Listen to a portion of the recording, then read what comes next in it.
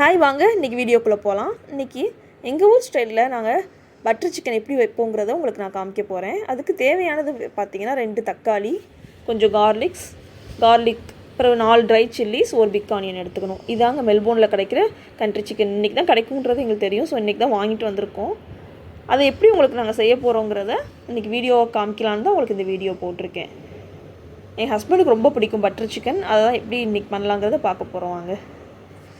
நம்ம அரைக்க தேவையானது என்னதுன்னா தக்காளி, வெள்ளைப்பூடு, ட்ரை சில்லிஸ், இது 3 மட்டும் அரைச்சிக்கோங்க. வெங்காயத்தை நல்லா குட்டி குட்டியாக கட் பண்ணி எடுத்துக்கோங்க. நல்லா அரைச்சி எடுத்த பிறகு இந்த பேஸ்ட்டு நல்ல மையான பதத்தில் இருக்கணும். இந்த காமிச்சிருக்கேன் பாருங்கள். இந்த பதத்தில் இருக்கிறப்ப தான் மிக்சியை ஸ்டாப் பண்ணணும்.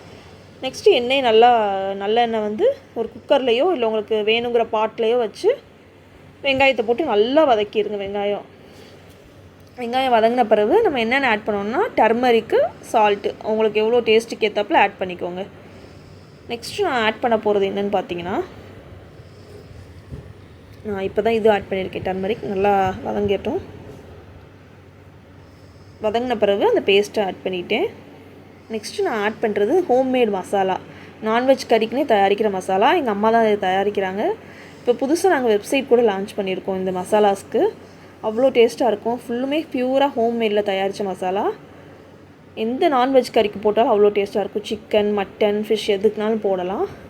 நாங்கள் இது மட்டும் இல்லைங்க, நிறையா வச்சுருக்கோம். வெஜ் கறி மசாலா, ஃபேஸ் டர்மரிக் பவுடரு, கூழ் வடகம், hair oil, mustard oil, leg பெயினுக்கு தேய்க்கிறது, இது மாதிரி நிறையா வச்சுருக்கோம். வெப்சைட்டை போய் கண்டிப்பாக பாருங்கள். டிஸ்கிரிப்ஷனில் கொடுத்துருக்கேன். ஸோ பாருங்கள். இந்த சமையலுக்கு நெக்ஸ்ட்டு வரலாம். சிக்கன் ஆட் பண்ணிட்டேன். சிக்கன் ஆட் பண்ணவும் நல்லா வதக்கி விடணும். பச்சை வாசனை போகிற வரைக்கும் வதக்கிட்டு வெயிட் போட்டுட்டு லாஸ்ட்டாக என்ன மேஜிக் ஆட் பண்ண போகிறேங்கிறத பாருங்கள்.